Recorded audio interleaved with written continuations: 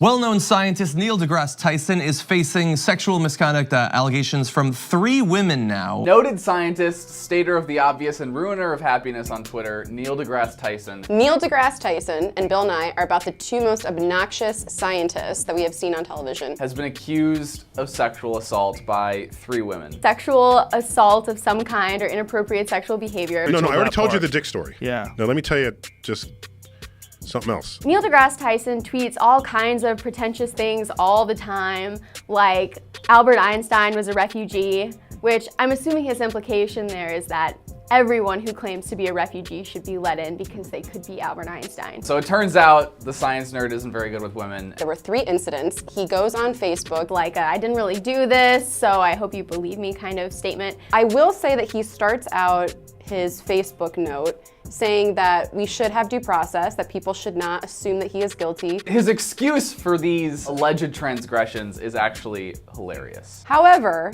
his retelling of these stories is very, very creepy. So one woman accuses him, so she has a Solar system tattoo. reached into her dress allegedly and was like, oh, where is Pluto? He is so giddy about planets and solar systems. I was just really curious.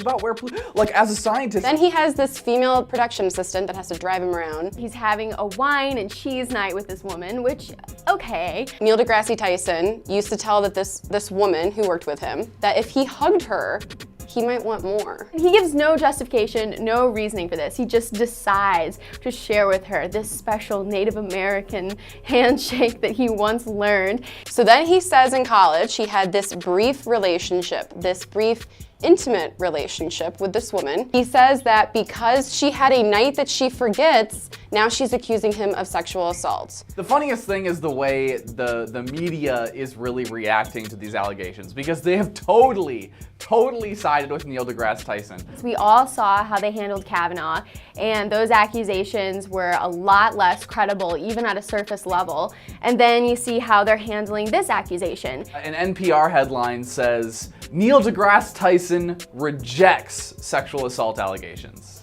So he admits to using and abusing and then losing this woman, but then says that it's her fault for taking it the wrong way. So just imagine if like 30,000 women came in front of Harvey Weinstein and told him about their sexual assault experiences, and he was just like, no thanks. Men that are supposedly these big feminists and are constantly lecturing other men about toxic masculinity and, you know, liberal politics, leftist politics. So it's really funny that most of them turn out to be the biggest abusers of women.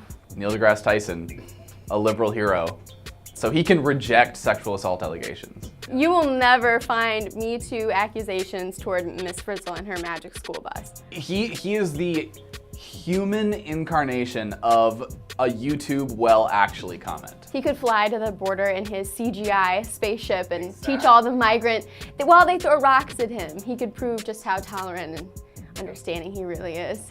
My issue with Tyson is that you don't call an intimate relationship a friend.